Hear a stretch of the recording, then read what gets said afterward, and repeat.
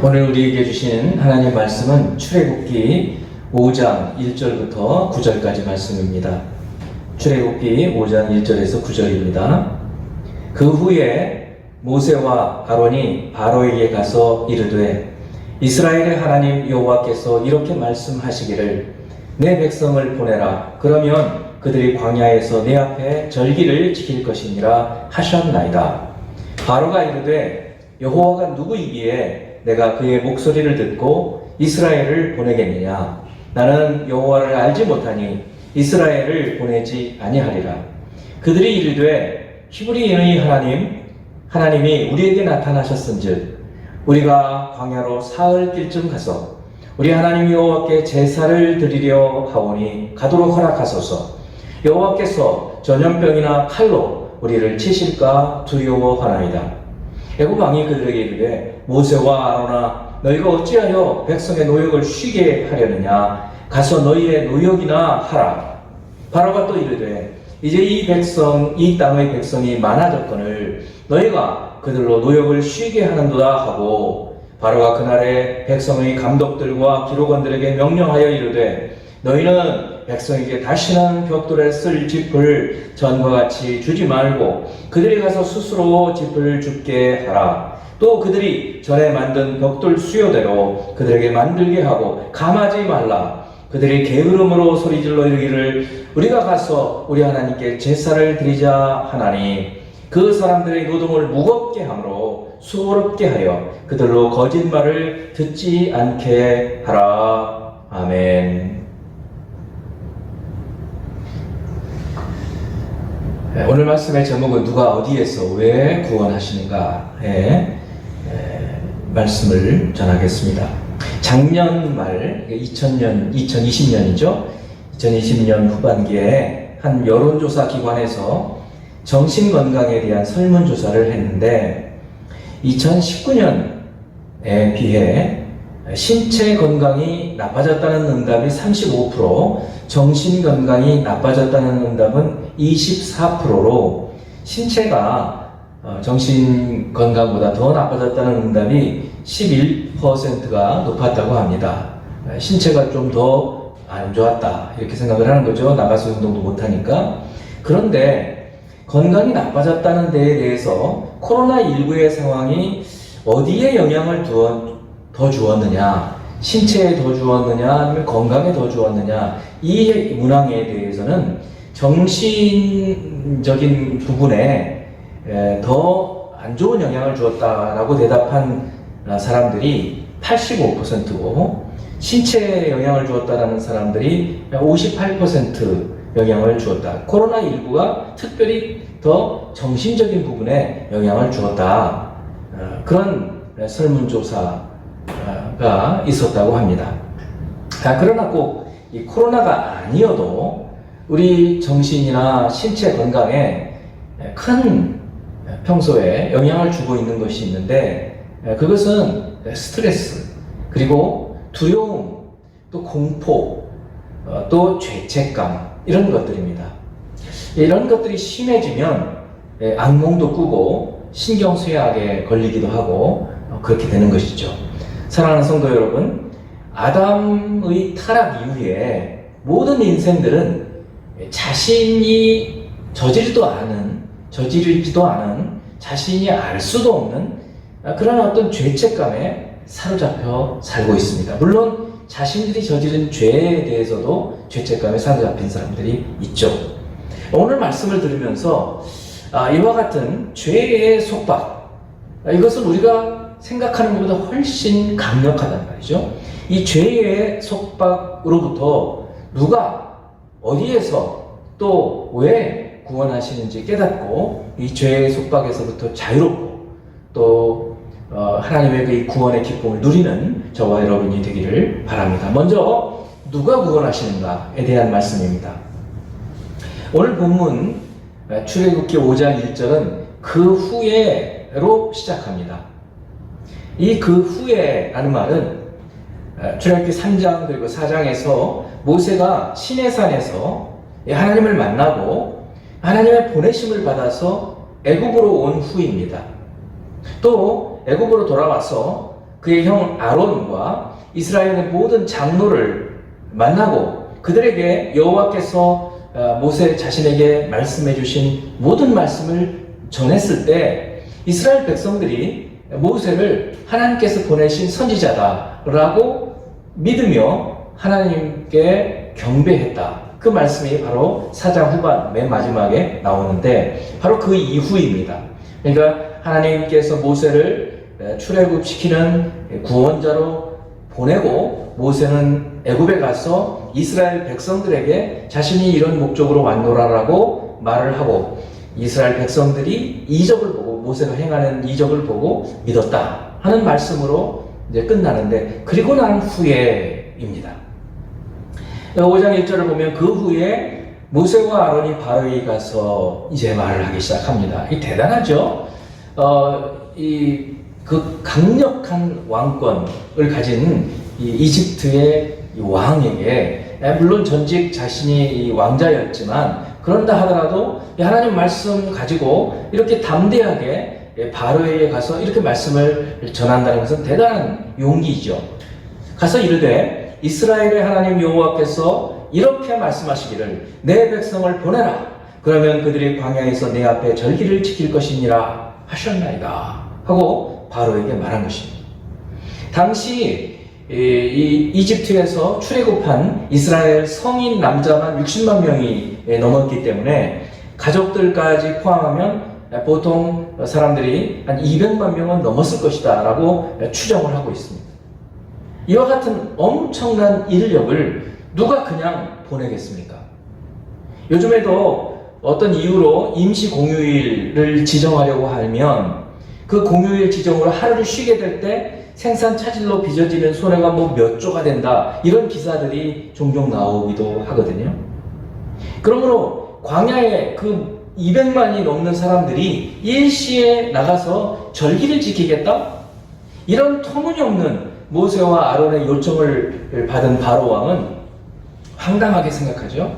그러다가 점점 화가 치밀어 올라서 아주 복수하는 의미에서 더 엄청난 가혹한 노동을 시키는 것입니다. 과연 누가 200만이나 되는 이 사람들을 전쟁을 치고도 할 수 없는 이 엄청난 일을 행할 수 있겠습니까? 오늘 모세는 하나님의 이름을 이렇게 말하고 있습니다. 이스라엘의 하나님 여호와. 이스라엘은 여러분 잘 알다시피 야곱이죠. 야곱의 하나님 여호와. 근데 하나님의 이름을 두 가지를 다 쓰고 있어요. 하나님의 구약에서 특별히 하나님 이름을 하나님이라고도 하고 여호와라고도 합니다. 하나님이라는 말을 쓸 때에는 전능하신 능력을 가지신 분임을 강조할 때 사용하고 여호와라는 이름을 쓸 때에는 언약, 약속을 지키시는 약속과 관련된 어떤 말씀들을 할 때는 여호와라는 이름을 하고 있거든요. 그런데 지금 모세는 이 이름을 두 가지를 다 쓰고 있는 거예요. 이스라엘의 하나님 여호와께서. 그러므로 이스라엘의 하나님 여호와께서 이스라엘을 내보내라 라고 말씀하신 이 내용에서 우리는 구원이 이 전능하신 하나님의 능력, 전능하신 하나님께서 이루시는 일이라는 것을 알 수 있습니다. 그렇습니다. 구원은 전능하신 하나님께서 이루시는 일입니다. 훗날 다윗은 시편 3편에서 시편 3편 8절에서 이렇게 말합니다. 구원은 여호와께 있사오니 주의 복을 주의 백성에게 내리소서. 또 후일에 요나 선지자는 요나서 2장 9절에서 물고기 뱃속에서의 기도죠. 나는 감사하는 목소리로 주께 제사를 드리며 나의 성원을 주께 갚겠나이다. 구원은 여호와께 속하였나이다 아니라. 그러니까 이 구원이 하나님께 속해 있다라는 이 전통은 이 출애굽 때부터 벌써 이스라엘 백성들 가운데 깊이 뿌리잡은 믿음이에요. 뿐만 아닙니다. 우리 주 예수 그리스도를 통해서 이방인이었던 우리들에게도 구원의 문이 열렸습니다. 에베소서 2장 8절 말씀을 봅니다. 너희는 그 은혜에 의하여 믿음으로 말미암아 구원을 받았으니, 이 구원이 하나님의 은혜로 주어진 이 믿음으로 주어진 것이다. 그래서 그 구원을 얻게 된 것이다. 이것이 너희에게서 난 것이 아니요 하나님의 선물이다. 하나님께로부터 주어진 것이다. 우리가 이 험악한 세상에서 구원받는 것은 우리의 애씀, 노력, 행위가 아니라 하나님의 은혜다. 하나님의 행하심, 그 결과다라는 것입니다. 성도 여러분, 구원이 하나님께 속한 것임을 믿으시죠? 그렇습니다. 이 구원을, 이스라엘 백성을 이집트에서 하나님께서 구원해 내심으로 눈으로 볼 수 있게 우리에게 보여주는 것입니다. 우리의 구원도 그렇습니다. 마귀의 손, 그리고 죄의 소나기에 묶여 있었던 저와 여러분을 예수 그리스도를 믿는 믿음으로 우리 힘으로는 불가능한 그 구원을 전능하신 하나님께서 이루시는 것입니다. 우리가 예수 그리스도의 복음을 듣고 믿음을 갖게 된 것은 사람의 힘으로 되는 게 아니거든요. 사람의 힘으로 될 수 있는 일이 아니에요. 어떻게 이 믿음이라는 것, 눈으로 보지도 못하는 하나님을 우리가 어떻게 받아들이고 믿고 뿐만 아니라 우리의 삶을 드리고 죽음까지 감수하면서 살 수 있겠습니까? 그것은 하나님께서만 할 수 있는 일이라는 것이죠. 이것을 예수께서 잘 말씀해 주고 계셨어요. 마태복음 11장을 보면 그때 예수께서 대답하여 이르시되 천지의 주제이신 아버지여, 이것을, 이 모든 진리, 이 하늘의 하나님의 행하심, 이런 것들, 이것을 지혜롭고 슬기 있는 자들에게는 숨기시고 어린아이들, 제자들을 얘기하거든요. 어린아이들에게는 나타내심을 감사하나이다. 옳소이다. 이렇게 된 것이 아버지의 뜻입니다. 라고 이 믿음을 갖게 된 것, 믿음으로 행하게 된 것은 하나님께서 주신 선물임을 말씀해주고 있는 것입니다. 전능하신 하나님의 능력이 우리의 이 영적인 눈을 열어서 구원받게 되는 것입니다. 할렐루야.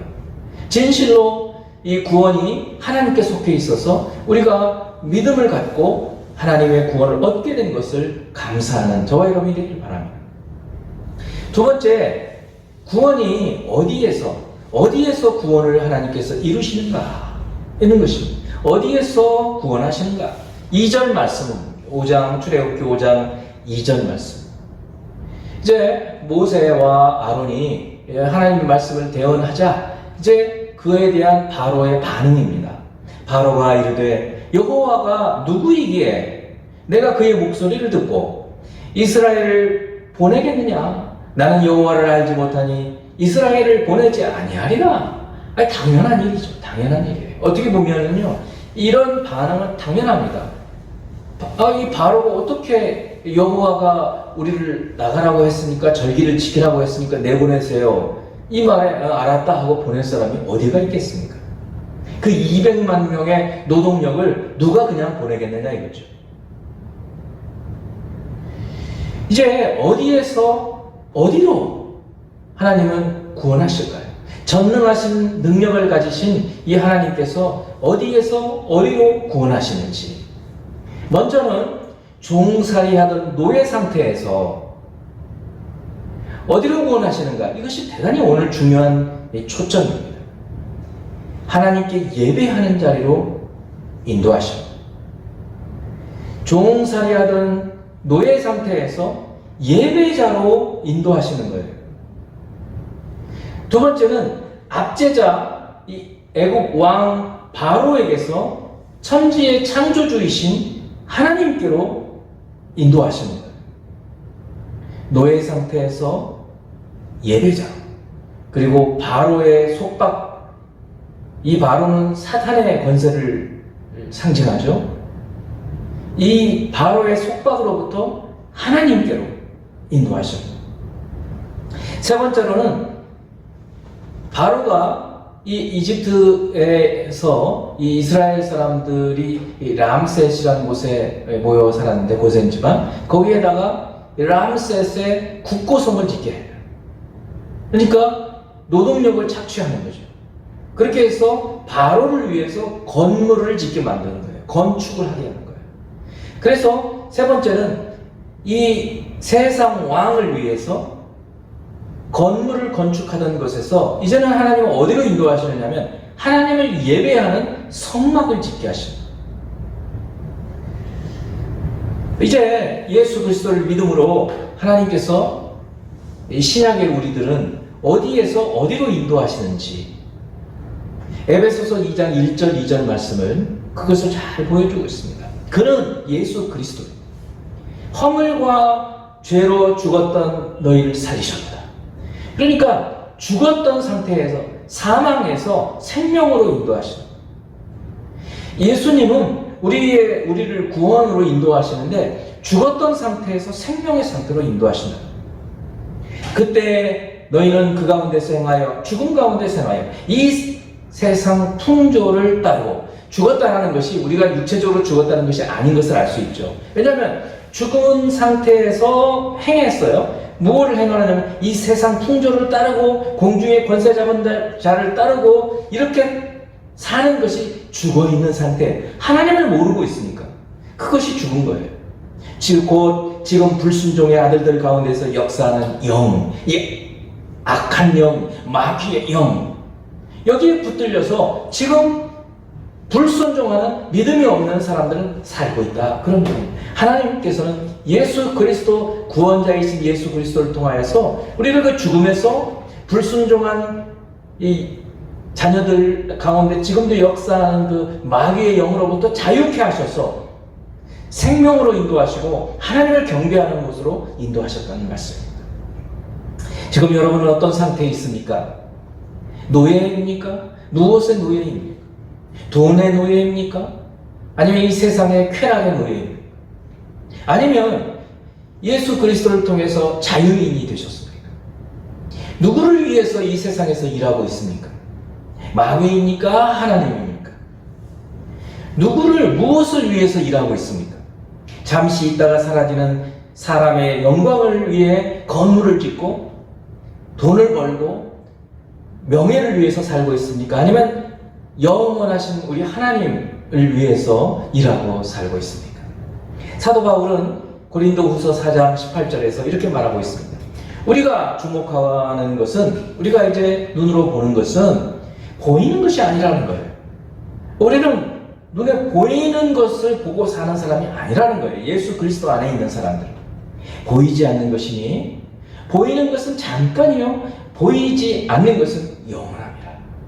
바로가 세운 그 국고성, 바로가 세운 궁전, 이런 것들은 눈에 보여서 의리의리해 보일지 모르지만 그것은 다 시들어버리고 쇠해버리고 무너져버리고, 그러나 우리 하나님의 나라는 그렇지 않다는 것입니다.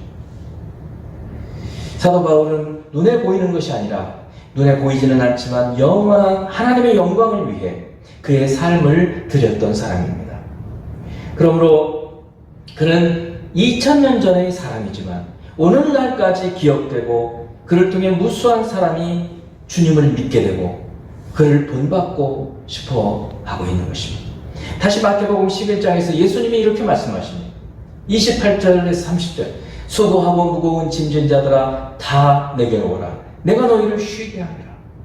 여러분, 어떤 일에 우리가 수고하고 무거운 짐을 지고 있을까요? 죄의 짐, 세상을 사랑하는 짐, 이런 것들을 마치 애굽에서의 짐, 애굽에서의 노예 상태를 말하고 있는 거예요.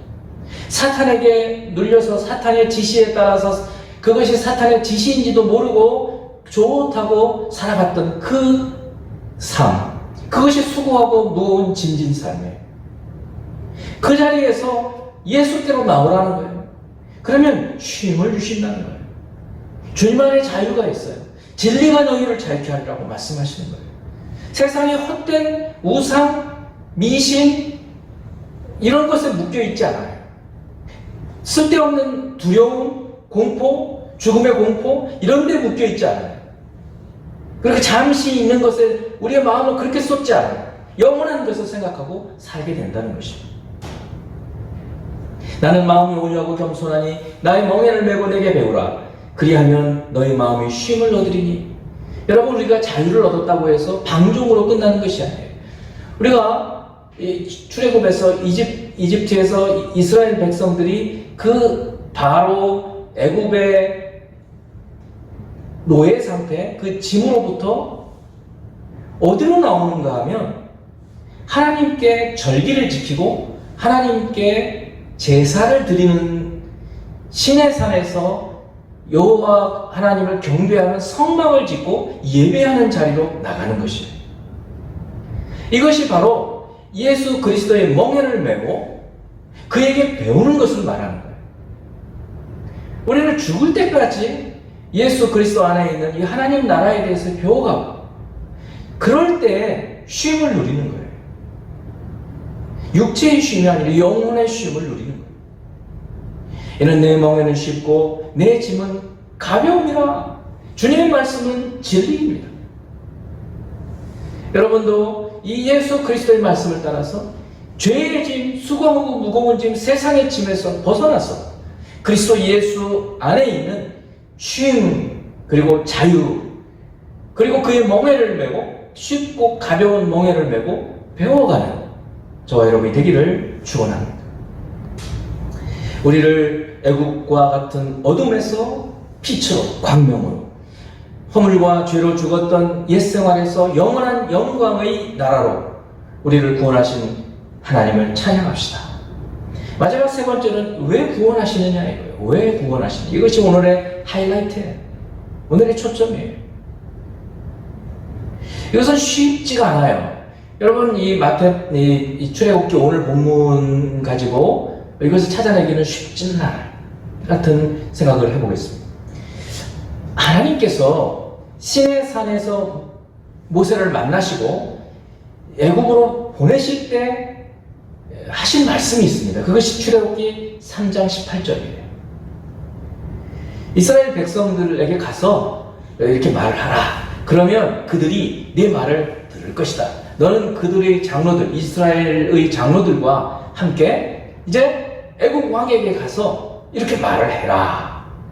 뭐라고 말을 하느냐? 히브리 사람의 하나님 여호와께서 우리에게 임하셨은즉 우리가 우리 하나님 여호와께 제사를 드리려 하오니 사흘길쯤 광야로 가도록 허락하소서. 이렇게 말을 하라는 거예요. 저는 초신자 때 제가 뭐 설교를 잘 못 들었는지 모르지만 누가 이 말씀을 풀어주시는 분이 없어서 이 말씀을 읽을 때마다 참 궁금했어요. 하나님이 출애굽을 시켜서 가나안 땅으로 데리고 가시려고 하면서 거짓말을 하게 하셨나?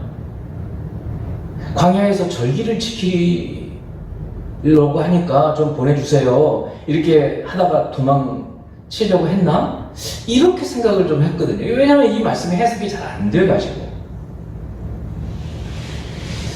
제가 오늘 그 부분을 풀이를 해드릴 것입니다. 먼저 이 사흘길, 그러니까 이제 5장 1절 말씀을 보면 그 후에 모세와 아론이 바로에게 가서 이르되 이스라엘의 하나님 여호와께서 이렇게 말씀하시기를 내 백성을 보내라. 그러면 그들이 광야에서 내 앞에 절기를 지킬 것이니라.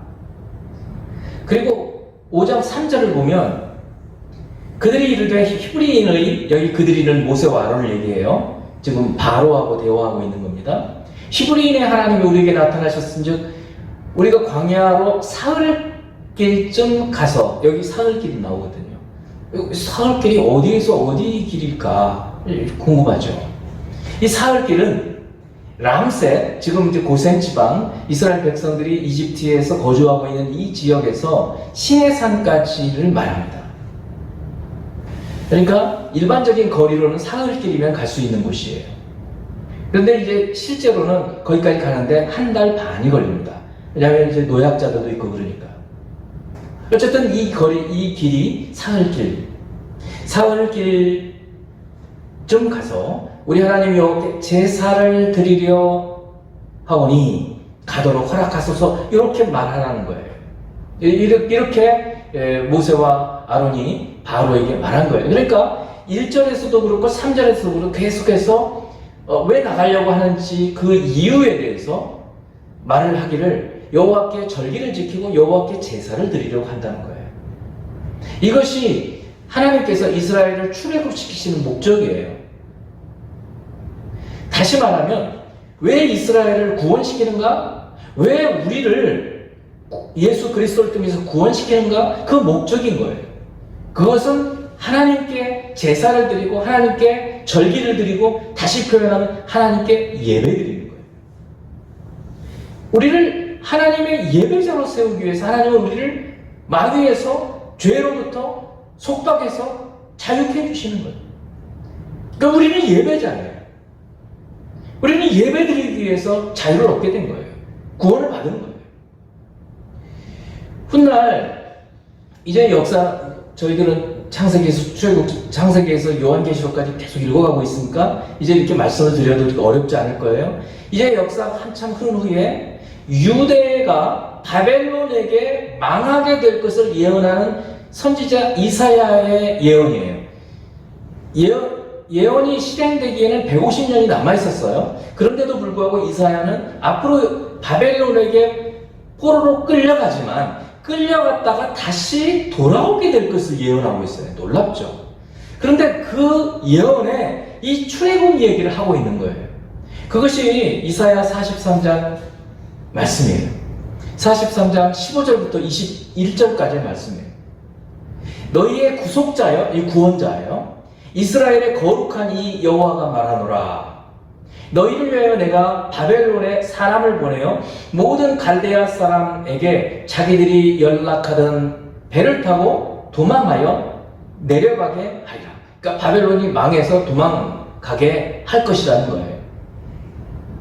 나는 여호와 너희의 거룩한 이여 이스라엘의 창조자여 너희의 왕이니라. 나 여호와가 이같이 말하노라. 바다 가운데서 길을 큰 물 가운데서 지름길을 내고 병거와 말과 군대의 용사를 이끌어내어 그들이 일시에 엎드러져서 일어나지 못하고 소멸하기를 꺼져가는 등불 같게 바벨론을 무너뜨리겠다, 그런 얘기예요. 실제로 그렇게 되죠. 페르시아 바사에 의해서 순식간에 망해버려요. 너희는 이전 일을 기억하지 말며 옛날 일을 생각하지 말라. 이것은 출애굽 때의 이야기예요. 그러니까 출애굽 때와 같은 놀라운 일이 일어나기 때문에 그 옛날 일을 가지고 너무 그렇게 놀라지 마라. 사실은 이 출애굽의 놀라운 일이죠. 그러나 그것보다 더 놀라운 일이 앞으로 일어나니까 그런 얘기예요. 보라, 내가 새 일을 행하리니. 이 새 일이라는 것이 바벨론에게 포로로 끌려갔던 이스라엘 백성들이 다시 돌아오는 것을 말합니다. 이제 나타낼 것이다. 너희는 그것을 알지 못하겠느냐? 반드시 내가 광야의 길을 사막의 강을 내리니 장차 들짐승 곧 승냥이와 타조도 나를 존경할 것은 내가 광야의 물을 사막의 강들을 내어 내 백성 내가 택한 자에게 마시게 할 것임이니라. 그리고는 21절이에요. 21절이 오늘의 하이라이트예요. 이 백성은 내가 나를 위하여 지었나니 나를 찬송하게 하려 함이니라. 지금 출애굽 마당에서 여호와께 절기를 지키고 여호와께 제사를 드리기 위해서 우리를 사흘 길쯤 가게 해주세요 라고 바로에게 말씀드리는 것은 말하라고 하는 것은 바로 이 목적이에요. 하나님께서 이스라엘을 왜 창조하시느냐? 나를 찬송하기 위해서, 하나님을 경배하기 위해서 출애굽을 시킨 것이고, 또 바벨론에서 포로되었던 이스라엘 백성들을 하나님을 찬송하기 위해서, 하나님을 경배하고 예배하게 하기 위해서 포로에서 돌아와서 성전을 짓고 거기서 예배하게 되는 것이죠. 저와 여러분 마찬가지예요. 저희들이 그리스도 예수를 믿음으로 이제 하나님의 자녀들이 된 목적, 하나님께서 우리를 구원하신 목적, 그것이 무엇이냐? 하나님을 경배하고 예배하는 예배자로 서는 거예요. 물론 꼭 이렇게 하나님 앞에서 말씀을 듣고 하는 그런 예배만을 두고 얘기하는 것이 아니에요. 우리의 삶이 예배자의 삶을 사는 것이에요. 하나님을 찬송하며 사는 거예요. 하나님께 영광을 돌리며 사는 거예요. 범사의 삶이 그렇게 살라는 거예요. 그것을 위해서 하나님은 출애굽을 시키고 바벨론에서 끌어오시고 예수 안에서 우리를 자유케 하시고 우리를 구원하시는 것입니다. 이제 우리가 어떻게 살아야 할까요? 첫 번째, 전능하신 우리 하나님께서 전능하신 하나님이라는 거예요.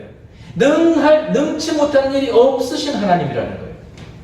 그 하나님이 우리를 구원하셨기 때문에 이제 앞으로 하나님께서 능치 못할 일이 없으시다. 말씀을 통해서 이 믿음을 굳게 하고 사는 거예요. 조그만 일에도 두려워하고 벌벌 떨고 공포 가운데 살고 그러는 것이 아니라 전능하신 하나님께서 능치 못하는 일이 있으시겠느냐라는 담대한 믿음으로 사는 저와 여러분이 되길 바랍니다. 두 번째는 우리가 어디에서 어디로 옮겨졌는지 생각하고 감사하고 감격하고 늘 새롭게 하나님께 새로운 피조물이 된 것에 감사하며 사는 거예요. 옛적에 우리가 어떤 상태에서 살았는지, 그래서 신앙의 1세대들의 믿음이 뜨겁죠. 신앙의 2세대들, 3세대들은 자신이 예전에 하나님을 몰랐던 때에 살았던 그때를 생각해 봐야 돼요. 신앙의 1세대들은 신앙이 없었을 때 막 마음대로 살았었어요. 신앙의 2세대, 3세대들은 그렇게 살지는 않아요. 부모들이 그렇게 못하게 하니까.